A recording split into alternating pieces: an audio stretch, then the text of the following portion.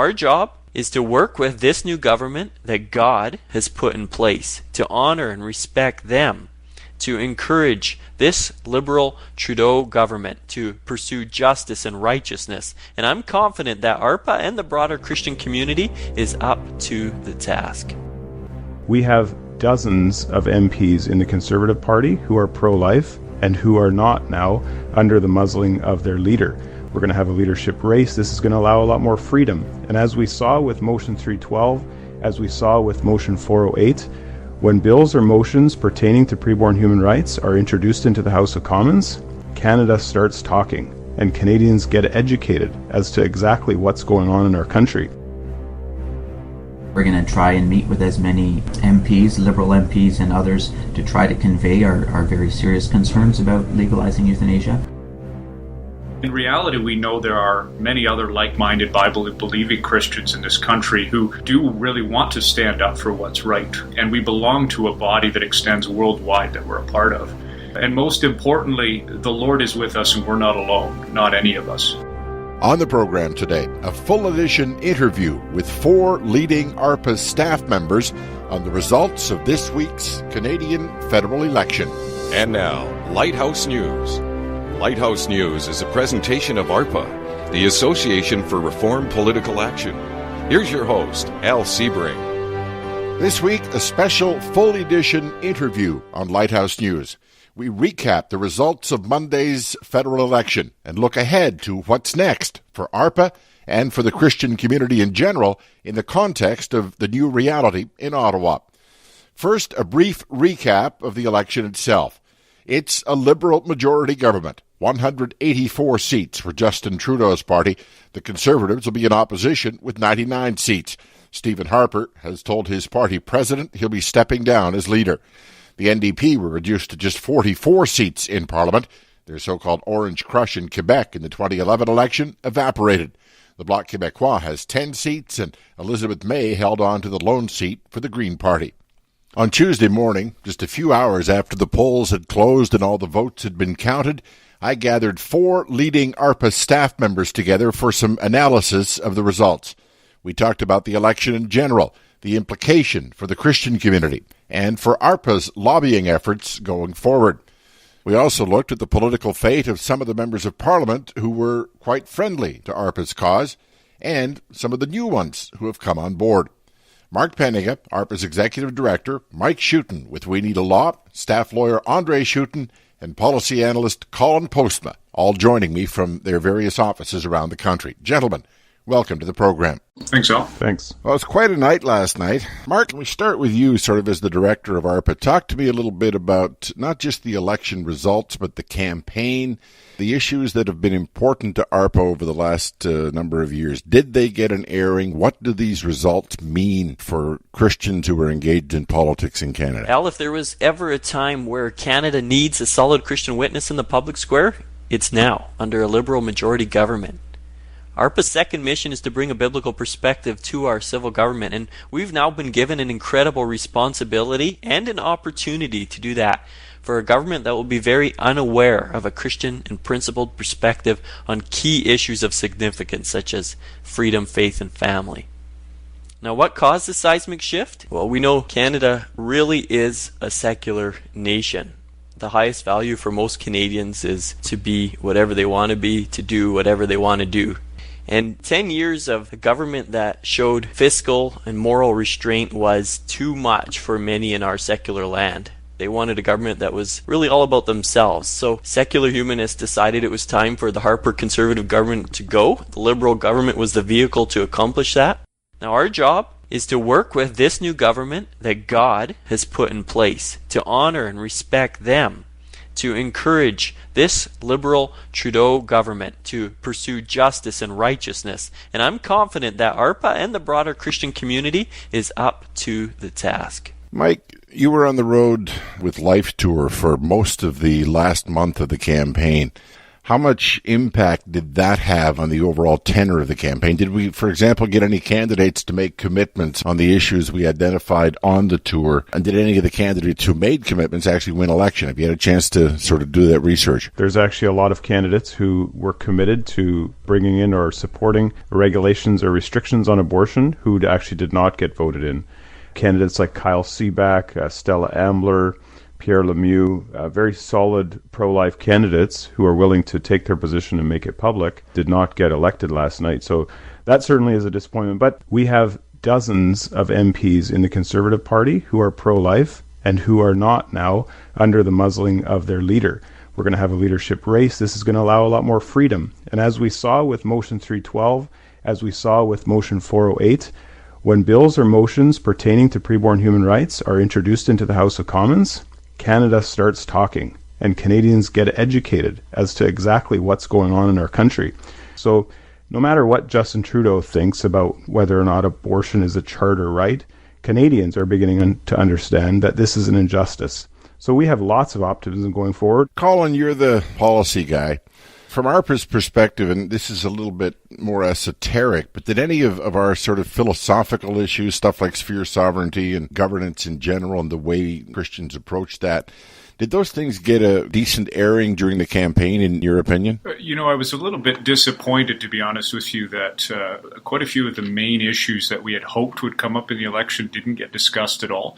The life issue would be one area that I was hoping to see a lot more discussion about, particularly because of the fact that we've got this Carter decision that came down from the Supreme Court of Canada on the euthanasia issue. This election is kind of a hinge for that particular case. The outcome of that will depend on what kind of rules we have in place to protect the elderly, the disabled, those with severe illnesses and that. And that basically didn't come up. The topic of family was talked about a little bit more, but it was mostly in terms of kind of economic incentives. And it was kind of this difference between the parties where some would prefer the state to raise the children and would pay you to kind of have that happen so you could go out be working, rather than trying to help families to afford having one of the parents staying home and raising the child. Sphere sovereignty, again, all of the parties are fairly big government kind of parties. They talk about providing incentives, giving tax breaks, spreading money out, taking it from rich, giving it to the poor. There's unfortunately a lot of this kind of big brother, big government kind of thing going on. André, Colin raised the issue of Carter. Parliament, the new Parliament with the new government, has till February to come up with a decision. I know ARPA sent a circular to all the candidates in the campaign with that latest legal opinion that we featured on Lighthouse News a couple of weeks ago. Where's that one going to go now? What's your take on that one? This is going to come down to a question of strategy, Al. Unfortunately, Mr. Trudeau, of the three main leaders, he's the only one who's actually come out in any sort of way during the campaign on the euthanasia issue, and he's the one who's come out most strongly in favor of legalizing euthanasia and assisted suicide, which is a bad omen. So I very much doubt that Mr. Trudeau and the new governing party will even entertain that idea. We're going to try. We're going to try and meet with as many MPs, Liberal MPs and others, to try to convey our very serious concerns about legalizing euthanasia.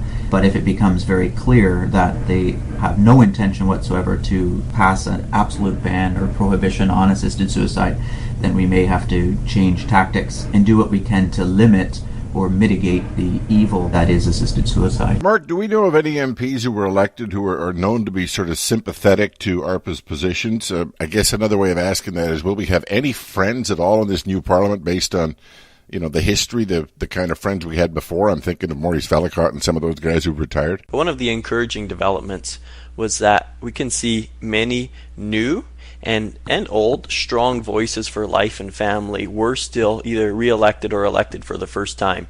There's a solid group of new pro-life MPs that's emerging from Alberta. These are young faces, many of them under 35, that have already showed they're willing to tackle controversial issues like abortion. I know that one of them in particular is no stranger to us. Arnold Viersen won the riding up in Peace River Westlock. He's been an active board member with ARPA Barrhead Nearlandia, but there's other familiar faces that we'll see in the new Parliament. Mark Warawa, Brad Trost, Michael Chong, Dean Allison, Harold Albrecht, Bev Shipley. These are people that many of the local ARPA groups, many of the Reformed Church community, and ourselves have worked with in various ways. There's also been a few other losses. A big one is Member of Parliament Lawrence Tote from Winnipeg. Looks like, so far, though it's not finalized, but it looks like he's lost by a mere 51 votes in his riding. So I'm sure there'll be a recount, but the impact of that recount will definitely be of interest to many of us.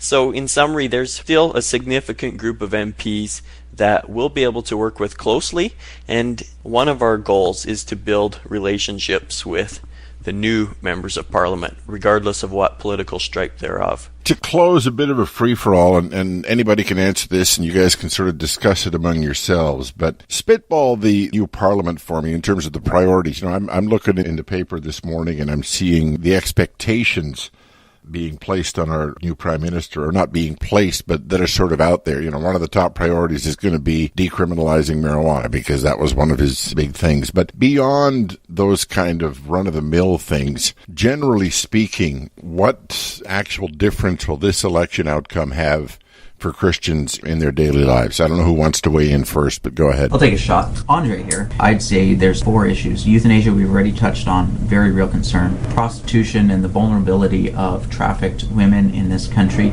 We're hoping that we can convince the Liberal government to at least wait and see what the effects are of the new prostitution law. Give us another 4 years with that law to measure the outcomes, and if there is in fact a decrease in human trafficking, a decrease in violence against women, then we should keep going with a good thing. Certainly that's one line of lobbying that I hope to pursue. 2 other issues. One is the funding of abortion overseas. Mr. Trudeau has indicated that he would revisit that and possibly reinstate that, which is a very real concern for us morally and opposed to that. And finally, the question of the Trinity Western University intervention is perhaps an interesting one for our listeners. Up till now, the ARPA government and the federal government has intervened in all 3 of the Trinity Western court cases on behalf of or in support of Trinity Western. We're not sure now if that's going to change. Are we going to see those interventions cease? Or perhaps now that we're at the Court of Appeal in each of the 3 provinces, perhaps now we're going to see the federal government intervening against Trinity Western. So that will be an interesting one to watch. Anybody else? I have a few thoughts, just general thoughts. It's Mike here, and I think of something that Mark said earlier about how we now have a government that essentially reflects where the Canadian culture is at, and it's disappointing that our culture is continuing to slip towards this service of man. But I am not convinced that that's the case. I think our country is a lot more conservative than the results of last night show. Most Canadians, I think they have no idea what type of government they just voted in. They just simply voted for change. And when Canadians wake up in a couple months and there's deficit budgets being introduced, I think they're going to realize that, hey, what's going on here? Like, what's happening? In Alberta, provincially, there's a lot of, if I can use the word, buyer's remorse in the wake of what happened there in the provincial election last year. I'm wondering whether you guys have a sense that maybe we're going to be facing the same thing federally here before too long. I would suspect, tying into what I just said earlier, this is Mike again, that will be the case. I'm convinced that Canadians last night did not vote in Liberal government. They voted out a Harper government. And that's the unfortunate reality. Colin, your thoughts on that one? Yeah, I would echo those thoughts. In kind of a different tone, reflecting what Mike was saying earlier, my wife and I were kind of discussing the results of the campaign last night. We were a little disappointed by the results, but the question came up, well, what's God's hand in all of this, and where is God going with this? It's easy for us to question what God's purpose is behind elections, behind things like this. And then I came across 1 Kings chapter 19 and a couple verses from 13 to 18 where Elijah thinks that he's the only one who's standing up for what's right. And I think it can easily feel like we're alone. We're the only ones who know the truth and proclaim it, and that no one else is listening. And so similarly, Elijah ran away and hid from Jezebel. And then God comes to him and says, I've reserved 7,000 in Israel, all whose knees have not bowed to Baal. In reality, we know there are many other like-minded Bible-believing Christians in this country who do really want to stand up for what's right. And we belong to a body that extends worldwide that we're a part of. And most importantly, the Lord is with us and we're not alone, not any of us. So while we can easily get discouraged by these results, I think it's important for us to realize that ultimately God is still in control. Gentlemen, I think on that note, we're going to wrap it up. Thank you, Al. Thanks, Al. Thank you all very much. This has been Lighthouse News, delivering news and commentaries on today's current events to equip Christians for their task in the public square. Production Manager Brian Grimm. Technical Director, Nate Bosher. Questions or feedback? You can leave us an audio comment by clicking on the answering machine button at the top of the Lighthouse News homepage. Or you can send us an email, info@arpacanada.ca. Be sure to join us again next week for another edition of Lighthouse News.